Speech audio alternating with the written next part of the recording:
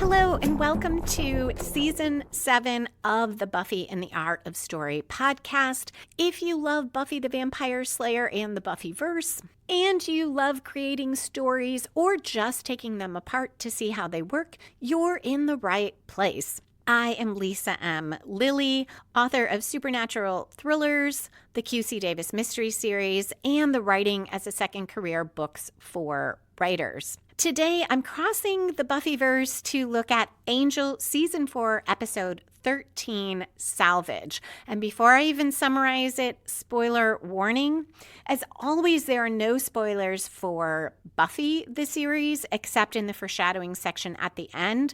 But because this episode occurs in Season 4 of Angel, it necessarily has spoilers for Angel, the series. So if you have not watched Angel, proceed at your own risk. In Salvage, Angelus meets up with the Beast, a demon that has been terrorizing LA, and Wesley persuades Faith to break out of prison to try to capture Angelus. Along with a recap of Salvage, I'll talk about how to dramatize internal conflict, here Wesley's, through dialogue with another character.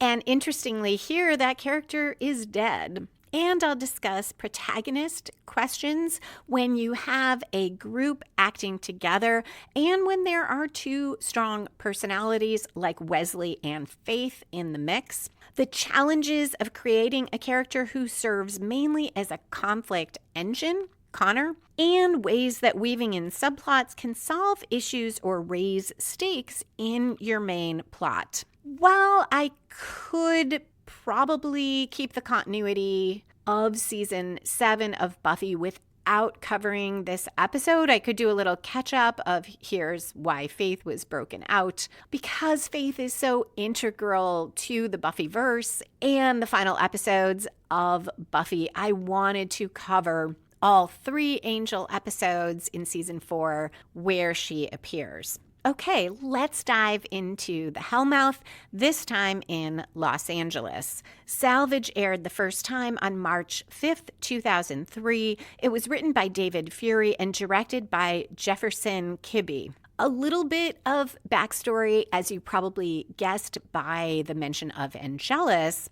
Angel's soul has been removed. His friends, his team at Angel Investigation, did a spell to take his soul away because they wanted to access Angelus's knowledge of the Beast, a demon that has appeared in the season and is terrorizing Los Angeles, including blocking out the sun so that vampires can be out all day long. And for various reasons I won't go into, Angel has no memory of the Beast, but when he was Angelus, did deal with the Beast. The team wants to get at Angelus's memories. They remove his soul. They have it stored in this container, which I forgot what it's called, but they have it, and then it disappears. When they're ready to put his soul back, they do a spell. They think it's back, and it turns out the spell did not work, and Angel's soul, the container with it, is missing. So that's quick thumbnail of what happened up to this point. Salvage starts with some opening conflict. Angelus stalks through the hotel in Los Angeles where Angel Investigations has its headquarters. They own the whole hotel. He comes across the dead body of Lila. She was an evil attorney who nonetheless was temporarily allied with the gang because the Beast slaughtered her entire law firm. She had a past relationship with Wesley during a dark period of his life, which is one of my favorite storylines in all of Angel. Angelus was stalking her to kill her in the last episode. Now he encounters her dead body. She has a neck wound and there's blood as if a vampire attacked her, but it wasn't Angelus. And he says aloud to himself that that's no fun. Wesley and Gunn round the corner. Gunn is another member of the Angel Investigations team, along with Wesley, Cordelia, and a woman named Fred. Wesley and Gunn see Angel. He's now cradling Lila's dead body, his mouth to her neck. I guess he's going to suck out any blood he can still get. And he tells them this is not what it looks like. And he adds that Lila's a little too tart for him and says, "You know what I mean, Wes." Then he dives out the window and escapes. Wesley is devastated. He stares at Lila's body. Downstairs in the lobby, Fred and Connor, who is Angel's son, more on that later, help a wounded Cordelia in the lobby. This is fallout from the last episode. Connor had a brief fling with Cordelia, a one-night thing that was kind of icky because he's Angel's son, and Cordelia and Angel at one point look like they were kind of falling for each other. Connor and Angel are always at odds. In the previous season, Connor was born, then he is taken away from Angel to a hell dimension and reappears as an 18-year-old who hates all demons and vampires, including Angel. His relationship with Cordelia continues to be a sort of love relationship, though it has not been sexual in a while. He is very attentive to her. Cordelia now acts shocked that Angelus killed Lila. Last episode, though, we saw that it was Cordelia who killed her, made it look like Angelus did it because Cordelia has turned evil, which was a big surprise for the audience. We are around 10% through the episode. I think the inciting incident or story spark that gets the main plot rolling here is Angelus's escape through the windows, because the team now will spend the episode trying to capture or kill Angelus. We go to credits, and on return, the whole gang is somberly staring at Lila's body. Wesley covers her in a plastic body bag. Connor wants to go out and chase after Angelus right now, but both Wesley and Cordelia agree there's no reason to chase him. He'll come back on his own because Angelus wants to hurt the people closest to Angel, which is them. Connor wants to dust him before he gets that chance, and Wesley says that's the kind of reckless thinking that allowed Angelus to double back on them, which happened in the last episode, and he cuts off but looks at Lila's body because Lila was back at the hotel, as was Cordelia, when the others went out to chase Angelus, and now Lila is dead. Fred worries about staying in the hotel just waiting for Angelus. She thinks maybe they should board up the windows. And Lauren, who is a demon who is on their side, says they should do a sanctuary spell to block demons from committing violence in the hotel. Lauren used to run a demon karaoke bar, and he had that type of spell so that any sort of demons or vampires or even humans could come in the bar and be safe and sing karaoke. Lauren would then be able to read them, their emotions, what's going on in their lives, sometimes giving them advice about their present circumstances or the future. Connor, Angel's son, argues that all of them rely on magic too much, and look what happened. The spell to bring Angel's soul back didn't work, and now Angelus is out there killing people and causing all this chaos. Cordelia did the research on that spell, and the others do not know that she is evil now. So Fred asks Cordelia what happened. Cordelia claims she doesn't know. Gunn asks how Lauren got so fooled, because to tell if the spell worked, they all had Angel, who was locked up in a cell while he was Angelus, sing for Lauren so Lauren could read him. Lauren did, and he was sure it was really Angel, that Angel had his soul back. Cordelia tells them don't blame Lauren. She's the one who let Angel out, which she did. And all of this back and forth is a good way to remind viewers what happened and how it happened. And that's really important here because learning Cordelia was evil was a big shock, and it's not a bad idea to remind viewers of the steps before that happened. Connor argues with them some more, and he is almost always confrontational, not just with Angel, with the whole group. He opposes magic. He wants to run out and kill Angelus. And having a contrary character like Connor is a good way at times to keep the tension high during scenes that are conveying a lot of exposition, or during those scenes that need to happen to take us from point A to B, like, oh, we need to do a sanctuary spell, and later we'll see the team doing it. And it wouldn't be that interesting, but we have Connor pushing back constantly, critiquing everyone. Having that pushback inside your friend group or your protagonist group can really help keep the pace going.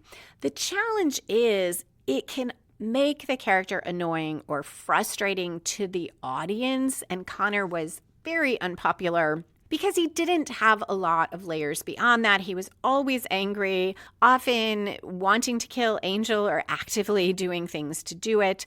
And while he had good character reasons because of his backstory, he was so one note that it got frustrating. It did not feel like he had dimensions or layers. Connor now says they have to destroy Lila's body because she might have been sired.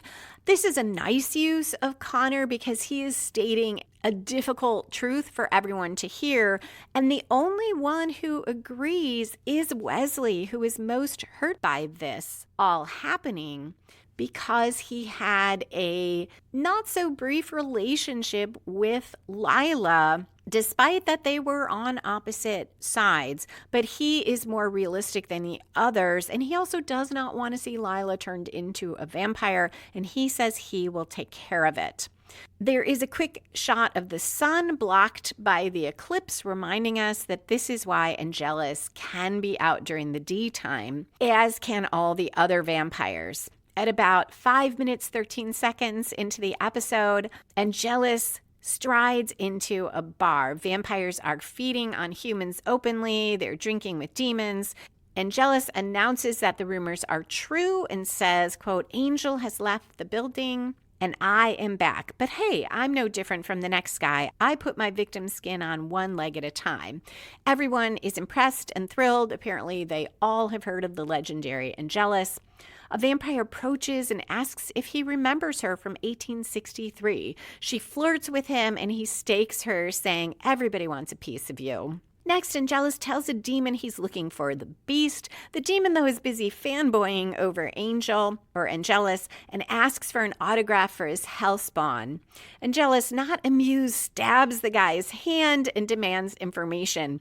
The demon claims he doesn't know about the beast, but a couple other vampires volunteer that they have, in fact, seen the beast and can take Angelus to where they last encountered him. In the basement of the hotel, Wesley takes the plastic off of Lila's body. He holds an axe ready to behead her, but he hesitates and brushes her hair away from her face. Lila opens her eyes and asks him why he's so glum. Isn't this what he wanted deep down, to have her out of the picture completely?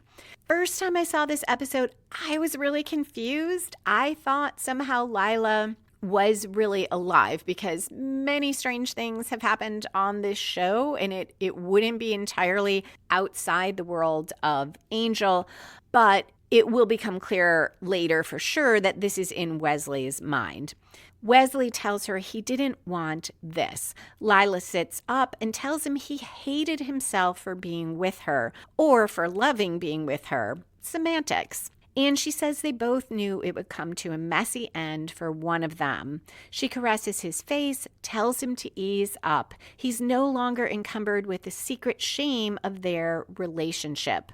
Wesley insists it wasn't a relationship, and Lila says there's a signed dollar bill in her wallet that says otherwise, a reference to a bet they had about who would express their feelings for the other first. Wesley was ashamed of the relationship with Lila, both because she was on the opposite side of the good and evil fight, and because Wesley has always had a bit of a thing for Fred, and he knew Fred would never understand. And last episode, she found out about Lila and Wesley, and even though it was long over, she was appalled and didn't get it at all.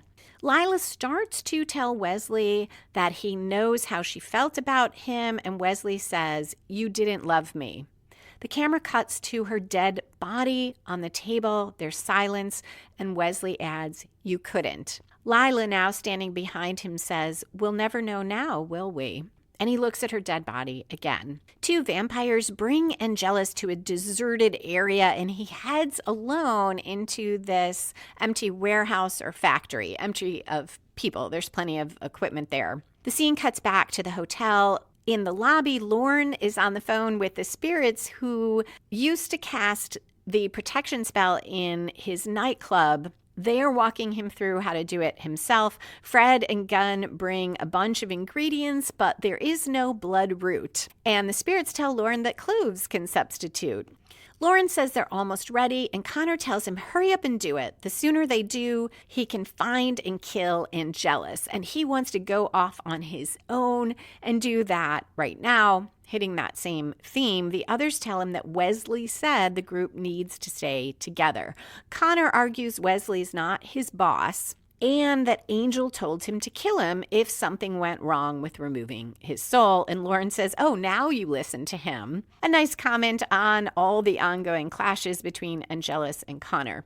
Fred reminds everyone that Angel's soul is still out there somewhere, so there's a chance they can bring him back. But Connor asks how many people have to die before they give up on that. Cordelia pushes back, saying how many have to die without Angel there to save them. But Connor says Angelus has tasted blood now. It is just too late. He starts to leave the building. Cordelia stands to argue with him and then faints. We are a little more than a quarter way through the episode, and around a third of the way through, there will be a narrative shift. We won't necessarily see what often occurs, that one-quarter twist that comes from outside the protagonist spins the story in a new direction and raises the stakes. But reaching the point of the episode where that often occurs got me thinking about who is the protagonist in this story. The protagonist usually is the character who is pursuing an active goal, is the main point of view character, and has the most at stake. Here, the whole Angel Investigations gang has the goal of capturing Angelus, either to try to re-ensoul him or to kill him, if you're Connor especially, and stopping the beast. And it's pretty active on all their parts. The point of view shift around. Sometimes we see the group as a whole, as in the scene with Lorne on the phone. In terms of individual characters whose eyes we see through, most often that is Wesley and later Faith, who is going to appear soon. We'll get some scenes from Angelus's point of view, like the one in the bar, a little bit of Cordelia, but the one with the most is Wesley. Then Faith, then Angelus. As far as stakes, everyone has life and death stakes and the fate of the world at stake. So very big deal. But Wesley and Faith have the most to lose or gain personally. Wesley because he believes Angelus killed Lila, and he is taking that more personally. He also has a very deep and complex relationship with Angel and is probably the most invested of the Angel Investigations team in bringing Angel back and proving himself to Angel, proving his loyalty to Angel. Faith has very personal stakes too, as we'll see in terms of who she is going to be as a slayer, as a person, as she goes into this fight. Cordelia and Connor have high personal stakes in their own subplot, but in this particular episode, not really big personal stakes in the overall plot, other than Connor always has a grudge against Angel. Who the antagonist is much easier to spot. The antagonist has one job: to push against the protagonist. Clearly, this is Angelus, who pushes back throughout against everyone on the team. He does not want to have his soul back, to become Angel again, or to be part of Angel again. And he is actively seeking out the beast, although we'll learn that in that subplot, it turns out he's seeking out the beast because he wants to kill him. Ultimately, the protagonist is Wesley, and it's notable that Angelus addresses Wesley first in the opening scene with a conflict by saying, "You know what I mean, Wes?" It points out the personal stakes here. And when we compare Wesley and Faith, most scenes that the two of them are in are largely from Wesley's point of view. Despite my questions about who is the protagonist, this episode works really well, and I don't feel like that undercuts the plot or the tension at all.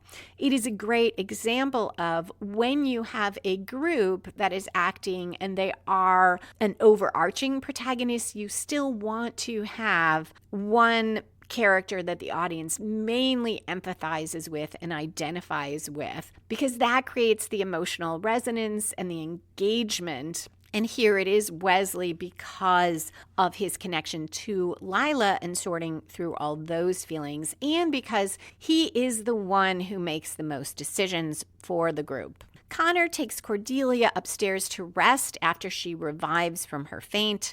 Gunn worries aloud that they aren't going to be able to stop Connor from killing Angelus, or more likely, dying as he tries to kill Angelus. Lauren says without Angel, they can't keep Connor in check. Gunn asks who could. The scene cuts to a prison yard. Faith walks out in her dark blue prison uniform, answering Gunn's question in a figurative way, and we go to commercial.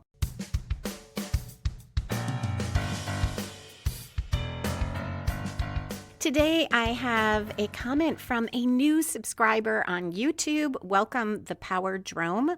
This is about entropy. And the listener says, there is a bond between Buffy and Spike, at least in season 6, that doesn't require words. It's something very deep. Remember in the episode Wrecked, when Willow falls, realizing what she's done, it's Spike who stops and looks at her, then looks at Buffy, then picks up Dawn and walks away with her, and Buffy is left with Willow, and all of this without any words. That's why I think Buffy's words to Spike in season 6 don't carry much weight. She's always been bad at dealing with her feelings, but when she has such a deep connection with someone, words don't matter that much. I love this point about Buffy and Spike, and we do see some of that in season 5 as well, though not quite as much.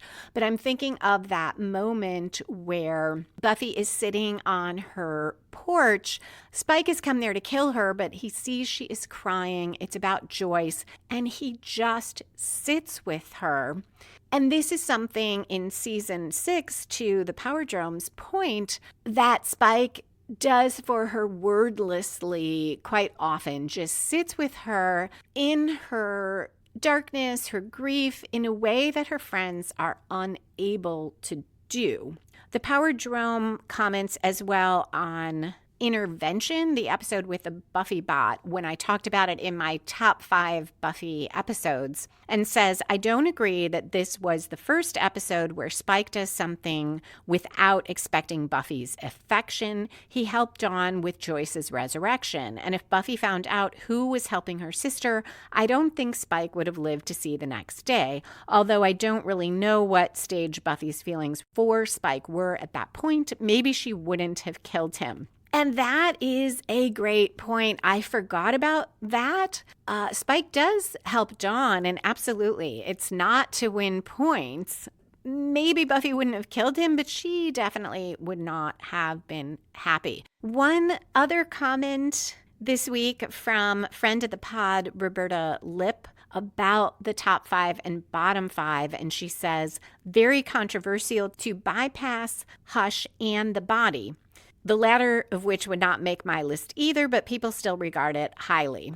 I did not really think that much about whether or not to include the body or Hush. I just looked down the list of Buffy episodes and chose the ones that really spoke to me and jumped out at me.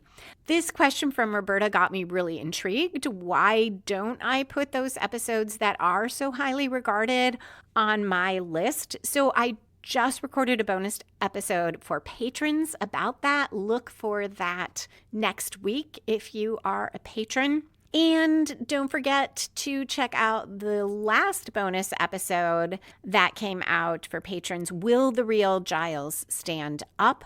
This one also is available for purchase as a one-off on my Patreon shop.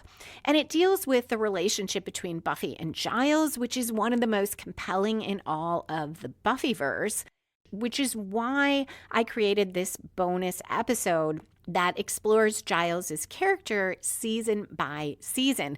Key questions I talk about include: how well does season 1 Giles foreshadow what we learn later about Ripper?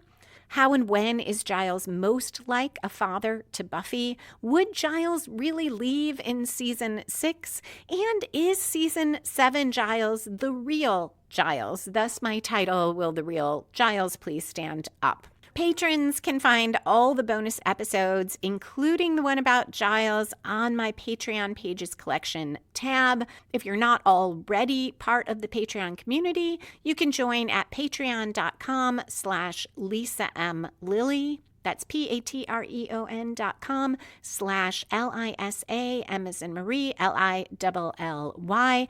If you want to just listen to the Giles episode without subscribing, you can get that at patreon.com/Lisa M. Lilly/shop. And thank you to all the patrons who support the podcast and to all the listeners who come back every 2 weeks to hear about Buffy.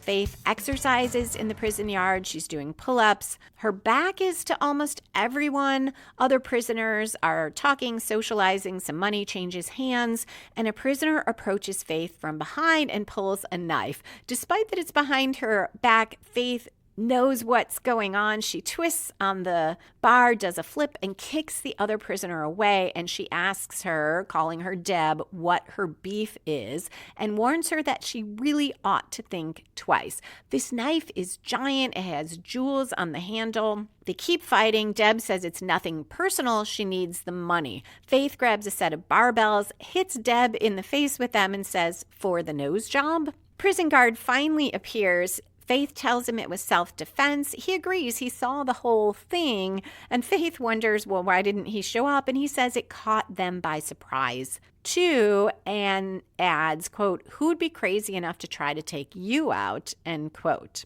This tells us a bit about Faith's life, and that jeweled knife, which is very large, is a bit of a reference to Buffy. We wouldn't know that if you were just watching Angel without watching Buffy, but this was an attempt to take out a Slayer, just as the first has been having potential Slayers killed.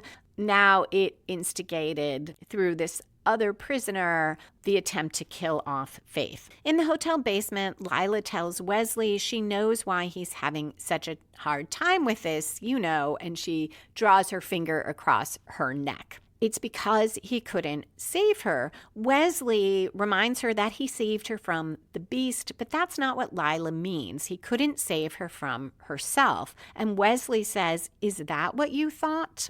Lila points out that she's not even really there. She's just a figment in his devilishly handsome head. So clearly it's what he thought. And for all his darkness, he always thought he could pull her back from the brink of her, quote, evil, evil ways, unquote, and help her find redemption. She says that's Angel's influence, no doubt, but oh well, it's too late for her, so get it over with. And she goes on, that body's not going to dismember itself, Wesley lifts the axe, says he's sorry. Lila reminds him that that word is not in their vocabulary, and goes on, not people like you. Seems like she's about to say, and me, but Wesley chops her head off. I love this device of showing Wesley's internal struggle by having this scene between him and Lila acted out. It's always an issue for screenwriters to show a character's internal thoughts. You can use voiceover, but that's tricky and isn't that engaging for the audience. The audience doesn't want to sit there and watch a character and hear their thoughts aloud. Whereas in novels and short stories, you can, in a narrative way, include the character's thoughts. But even there, it can be much more engaging to have the character speaking with someone else and expressing those feelings and getting pushback.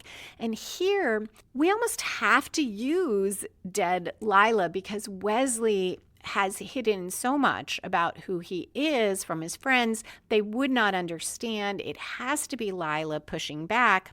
And it is realistic in the sense that a lot of people in the real world have conversations in their head, sometimes with someone who has died that they might want to seek their advice or they're still angry at, or even with someone who's still alive and you're rehearsing that conversation before you confront them, or you wish you had said certain things.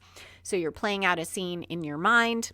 And hopefully I'm not saying this and I'm the only one who does that. But that is what Wesley is doing. And it works so well to show what Wesley had to work through about Lila, his relationship with her, and her death. The scene cuts to Angelus. He's inside that warehouse and he chuckles and calls out and asks if this is how he, meaning the Beast, treats an old friend, killing the chick that Angelus was chasing, meaning Lila, and luring him there with the scent of her blood. So now we know that's what drew Angelus into the warehouse, and that's why he's pretty sure the Beast is there. The Beast emerges and says they were never friends. Angelus agrees, but says that calling the Beast a, quote, big dumb hunk of rock seemed a little on the nose, end quote. They trade insults, but the Beast finally says he's not there to fight. His master requested that he meet Angelus. Angelus asks if the Beast made that stone knife that's sitting nearby. He can tell he put a lot of himself into it. And this is a pun because the Beast did in fact make that knife out of himself, out of the rock that makes up the Beast. The Beast gave it to Cordelia last episode, and she used it to kill Lila. The Beast ignores that, tells Angelus that his master arranged to steal Angel's soul. So that's who Angelus has to thank for being free now, and that's who Angelus will take orders from. Angelus isn't much of one for taking orders, and he adds that if the Beast's boss was half as smart as he thinks he is, he'd know Angelus won't take orders from a lackey or a toady or a flunky. He keeps taunting the Beast. The Beast lunges at him. Angelus easily ducks away, then leaps up high and out of sight and yells down that when the Beast's master is ready to peek out from behind the Beast's skirt, call him. He takes off. Cordelia emerges and taunts the Beast a bit for being baited into a fight. She doesn't want the Beast messing up anything with Angelus with his petty jealousy. Angelus is crucial to her plan. And she says Angelus will come around when he sees what she has to offer. But if he doesn't, then the Beast can pull off his head and tear him to bits. I know I said the Beast gave Cordelia the knife last episode. I can't recall if we actually saw that happening or if that's something that we just inferred, or if we knew that Cordelia was the Beast's master until this moment. So this might have been a big reveal for the season. Cordelia now says, "Now give Mama some sugar," and she kisses the Beast. It looks really gross. I don't know why they included that. And it kind of irked me, that idea that because Cordelia is female and the Beast is male, it has to have some sexual aspect to her being the Beast's master. The scene cuts to Lorne lighting candles. He finishes the protection spell. Nothing really happens, but he says it should be a demon violence-free zone now. Connor says it didn't work, magic sucks. Lorne gets really tired of him whining and from behind tries to hit him. There's a big flash. Lorne is thrown back away from Connor, so now they know the spell worked. Wesley appears from the basement. He says they're going to bring Angelus in alive. The others are surprised. They remind Wesley that he said before, which must have been the last episode, that capturing Angelus alive wasn't an option. Wes explains he changed his mind. If they get rid of Angelus, the beast is still out there, and they don't know how to kill it, especially because they know it's working for something much worse. They need their champion. We're now at the midpoint of the episode, and Wesley, as protagonist, makes a commitment and throws caution to the wind. He says, we're going to save Angel, and I know who we need to help us do it. This is a very big deal for Wesley because if you remember last time I did a crossover episode, Faith tortured Wesley. He was extremely angry when Angel spent a lot of time trying to help Faith. He ultimately made his peace with it, but he would be the last person you would think would decide to call on Faith again. And it's risky because while Faith chose to go to prison and she has chosen to stay there, he doesn't know if she might not revert to her old self if he brings her out. He must be fairly sure about this to do it, but it is still a risk. At prison, Faith is quite surprised to see Wesley there to visit. They talk on phones through the glass. When he asks how she is, she says she's still alive and she never thought she'd live long enough to see him pay her a visit. She tells him, too, that whatever's going on suits him. He's looking good. He asks if she knows what's going on in LA, and she tells him she's seen the news, Never Ending Night, Reign of Fire. When he tells her they need her, though, Faith points out she's unavailable. Check back in a few decades. And she adds that she gets that it's Armageddon, but the last thing they need is her in the mix, showing that she has some doubts about being able to maintain her new attitude, I guess, or her new approach to life. And she tells him Angel will come through, but then Wesley tells her Angel is gone and Angelus is back. The camera zooms in on her face and then his. Faith tells him to step away from the glass. Wesley leaps out of the way. Faith dives through the glass, shattering it. She fights off the guards and then grabs Wesley and carries him out a 3-story window with her. They land on a car. She breaks his fall, asks if he's okay, and he uses Faith's trademark phrase and says 5 by 5, and they run. After a commercial, Faith and Wesley are driving. We pick up mid-conversation. Wesley has clearly just filled her in on a lot of things, and Faith comments on Angel having a kid, a teenage kid born last year, and Wesley reminds her he said Connor was raised in a hell dimension. Faith then says that Cordelia spent last summer as, and Wesley says, a divine being. Faith responds, uh-huh. She asks what the hell they've all been doing. Wesley responds, leading complicated lives. Faith is skeptical of their choice to unleash Angelus to stop the beast. And she says, gas to the flames, that's all I'm saying. Wesley tells her not to worry about the police coming after her with all that's happening. An escaped convict is the least of their problems. Faith tells Wes she's not going to kill him. And at first I thought she meant the police, but she goes on to say that Angel is the only one who's never given up on her and she's not going to kill him. Wesley says he knows that's why it has to be her.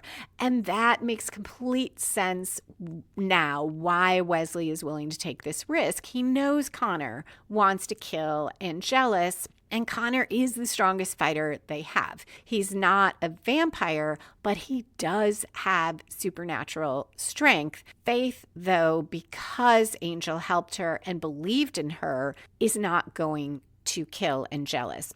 Wesley, though, wonders if Faith is up to it. She has no idea what it's like out there now. It's a vampire and demon free-for-all. She might be a little rusty. This is a great way to raise the tension for the audience by raising the question of whether Faith will be able to fight as well as she did before. She has been in prison for some time, and as tough as some of the other prisoners and the guards might be, they're not demons and vampires. This foreshadows her near defeat later in the episode.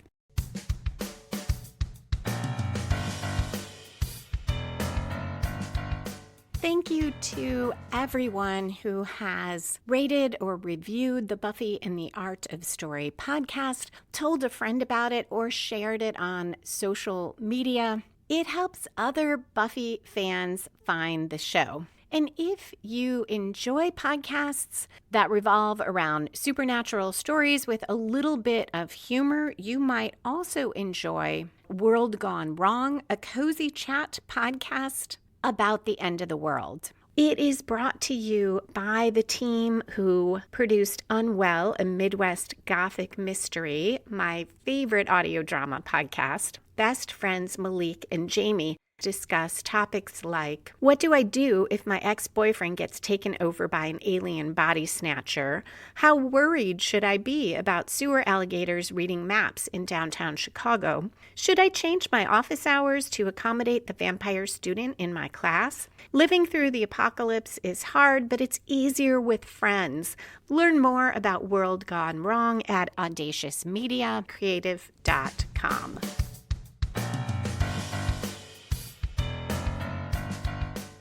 For now, Wesley slows the car and pulls over. Faith gets out. She fights off the vampires that swarm the car. One of them recognizes her as a slayer and runs off. She pretty easily kills the others after Wesley throws her a stake. He asks if it felt natural, and Faith says, it's like riding a biker. At the hotel, Gunn is training. Wesley brings Faith in and introduces her as Faith, the vampire slayer.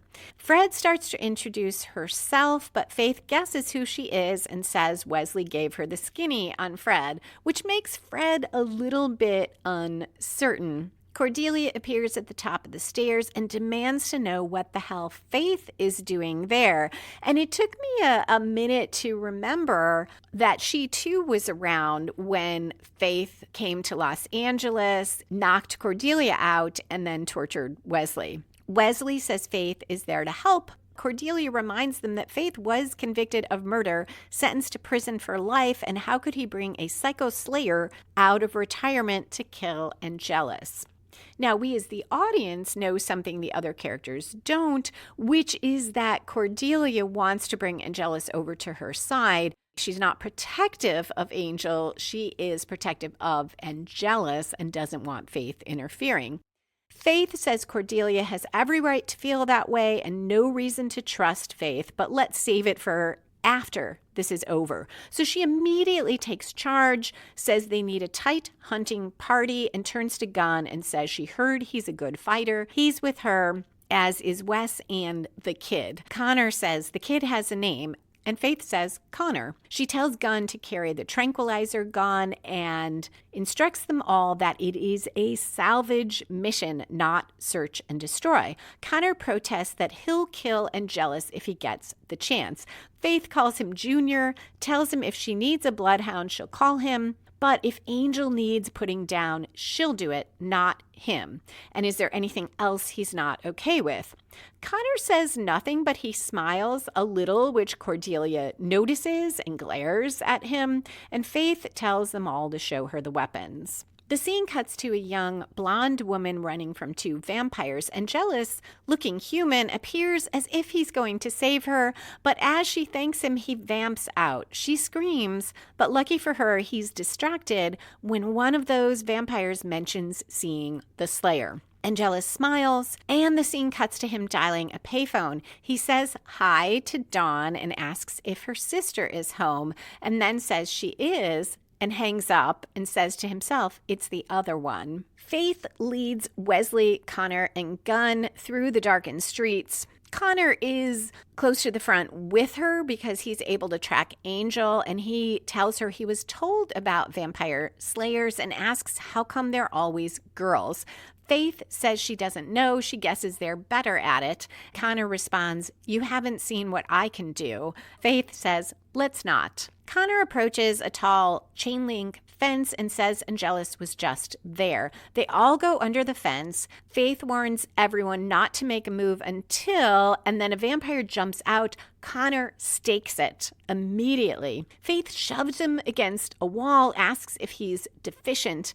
Connor says the vampire was attacking, but Faith says he thought it was Angelus. And she tells Gunn to take Connor back to the hotel since he can't listen.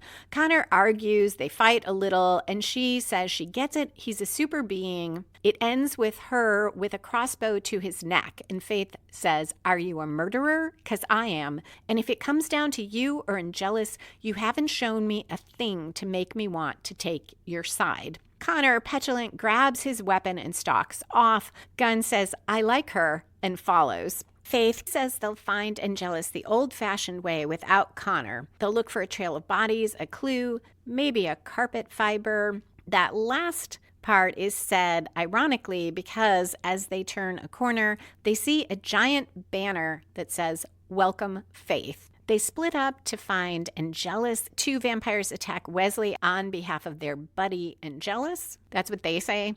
And Faith alone hears Angelus's voice. It sounds from somewhere in the warehouse. He taunts her, says they've never really met, which I had to think about again in season 3. Faith only knew Angel. She thought she was dealing with Angelus in the episode where she thought she had taken his soul away, but she did not meet the real Angelus. So she tells him to come out now and give her a kiss. Faith has her crossbow out and she goes down some stairs holding it, reminding me of the season 1 finale where Buffy goes down underground with her crossbow to face the master. Angelus keeps saying, "Warmer, warmer," finally says "smokin' hot," and emerges and says, "But then again, you probably knew that." Then he says, "Honey, I brought a guest home for dinner." And the beast appears behind Faith. And Angelus says, "Let's eat." And we cut to a commercial. The episode returns. It's at 34 minutes, 3 seconds. This is another narrative shift. That last major plot turn that grows out of the midpoint takes the story in yet another new direction and further raises the stakes. And all of that happens here. This comes out of Wesley's decision, commitment to go get Faith. It's a new direction because Faith has to face not just Angelus, but the beast, which raises the stakes. We've seen earlier in the season how powerful and strong the beast is. And Angelus tells him the Slayer is there to mess up the beast and the beast's boss's plans, implying that that's why they ought to kill her. Faith shoots the beast, which does nothing to it. The beast grabs her, she slugs Angelus and breaks away. But when she punches the beast, nothing happens. When the beast punches her, she flies across the warehouse into some boards. Outside, Wesley fights the vampires. Inside, Faith is doing her best, but the beast beats her up really badly. She's on the ground, hardly moving, and Angel taunts her that she's not even trying. We are transitioning into the climax, that final confrontation between the opposing forces.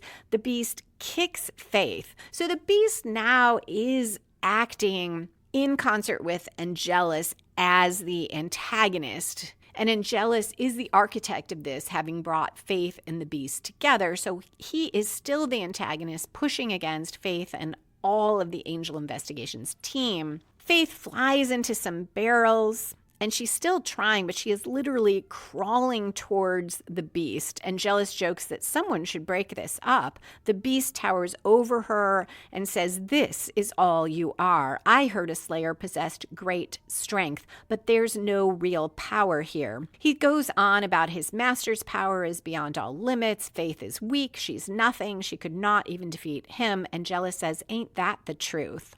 Then Angelus says pretty much the only thing that could damage the beast's thick, stony hide is himself, or maybe a piece of himself. And he stabs the beast with that knife of stone that was made from the beast. The beast glows, howls, and explodes in giant rays of light. Angelus says, "I knew it." The light shoots up out of the warehouse and straight to the sun, which now becomes full again. So it's broad daylight. The vampires fighting Wesley outside burn up.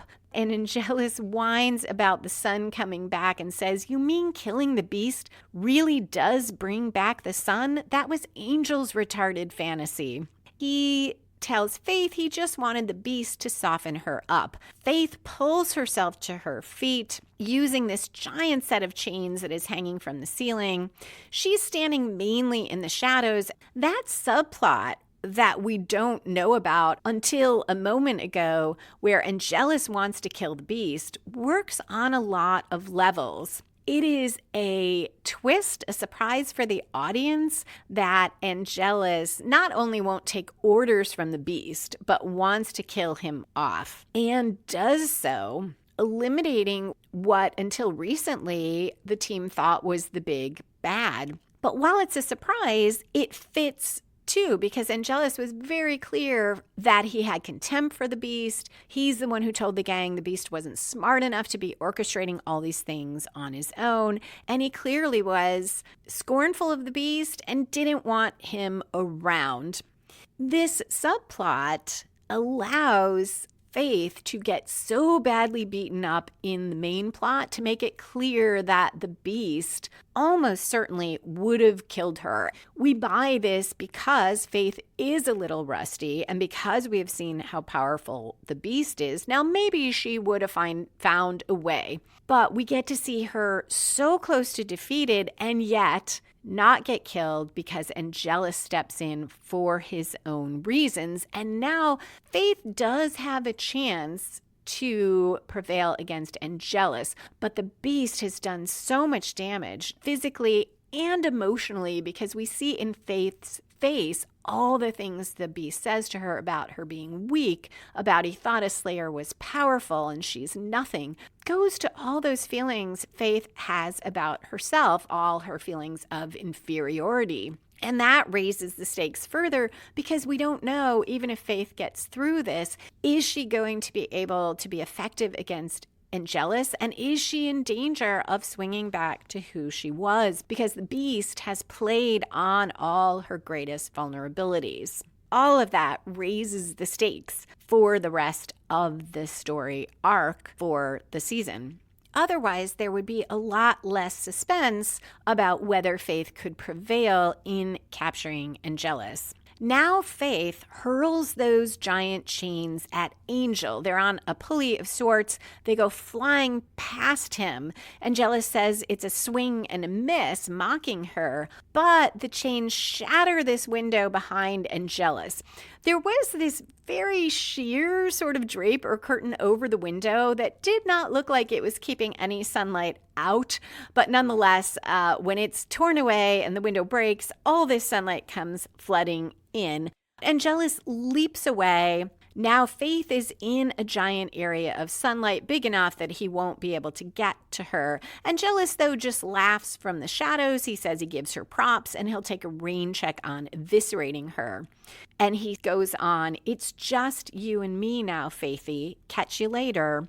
And he walks off. Very Angelus-like. It reminds me of when he left Buffy after he had just turned and they had made love, and he is so cruel to her. Very Angelus. So that is the climax. Faith has prevailed over Angelus, but it does not feel like that much of a victory. It just feels like she put off the inevitable. The episode moves to the falling action, where the writers tie up loose ends and resolve subplots and move season arcs.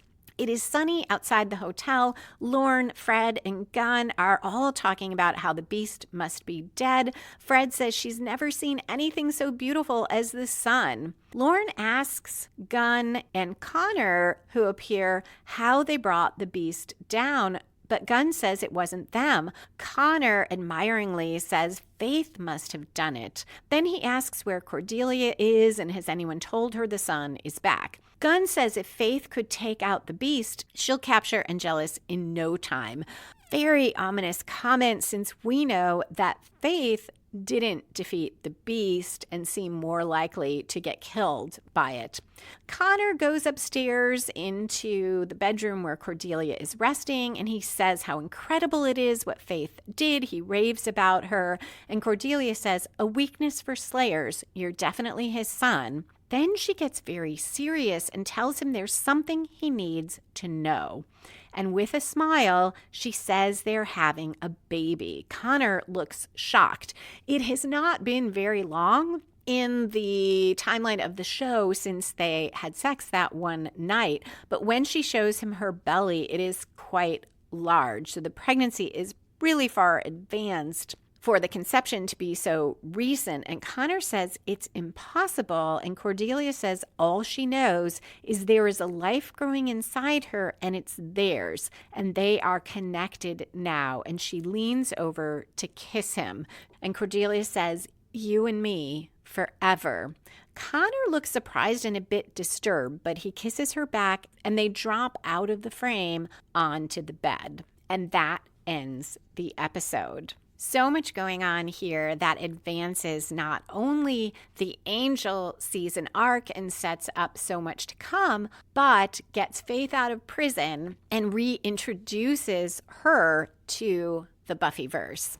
So that is it for Salvage. Other than foreshadowing, which includes some spoilers for the rest of the Angel season and the rest of Buffy, I will be taking a break to recharge and reorganize for the new year and think about what the podcast will be going forward once I finish season 7. When I return, I'll cover the next 2 Angel episodes and all of the rest of Buffy.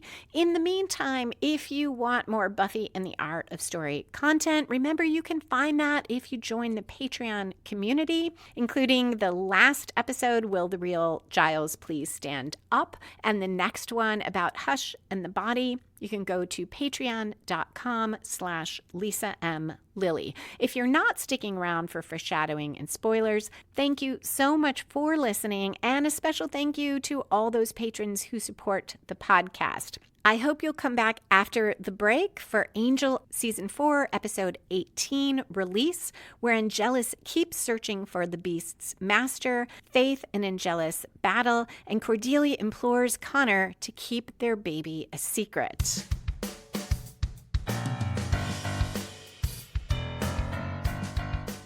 And we are back for foreshadowing and just a couple spoilers. In either the next episode or the following, Connor in the hotel will try to fight and discover that that spell, the demon violence-free zone spell, affects him and he is not able to fight in the hotel. This tells him that some part of him is demonic, which really disturbs him and sheds some light on why Connor is so super powerful despite not being a vampire. Faith's lack of confidence and struggle to fight the beast affects her choices in the next episode and her fears of becoming her old self. Wesley is trying to prepare her to face Angelus, and he pushes her to embrace some of that dark side of herself. He doesn't want her to go over the edge, but there's a point where they're questioning humans, and Wesley is willing to almost not quite torture one of them, but threaten her and cause her physical pain to get information, and Faith does not want to do that. Wesley's afraid that they need that to defeat Angelus, and Faith is afraid that if she goes there,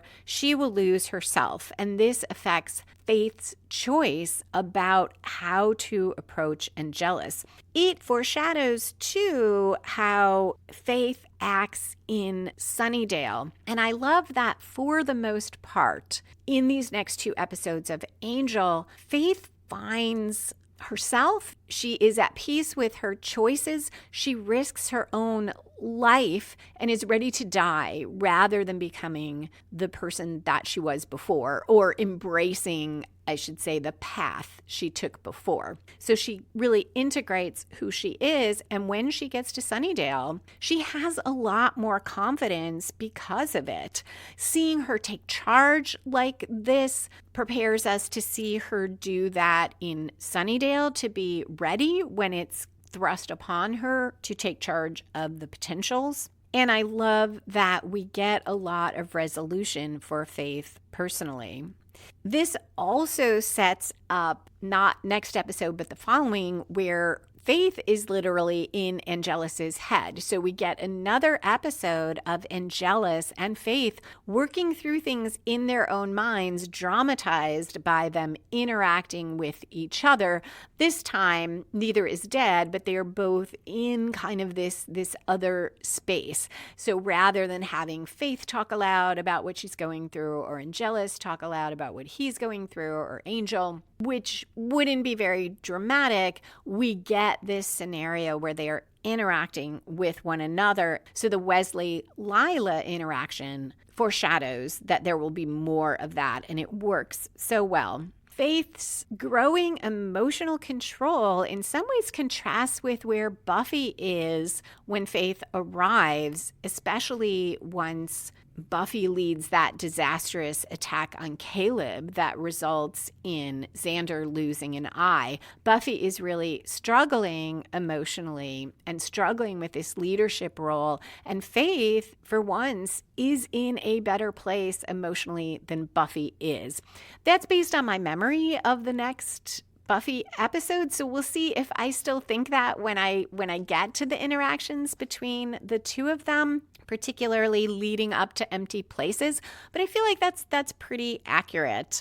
And last spoiler is there is a tiny bit of foreshadowing here of getting Angelus's or Angel's soul back. Fred talks about it still being out there somewhere, so there's a chance they could get it back. In the next 2 episodes, Fred, though we don't see it on screen, gets in touch with Willow, and Willow comes to Los Angeles to help get Angel's soul back. So that tiny little hint is there that Fred is thinking this through, working the problem. How do they get the soul back, assuming they can capture Angelus?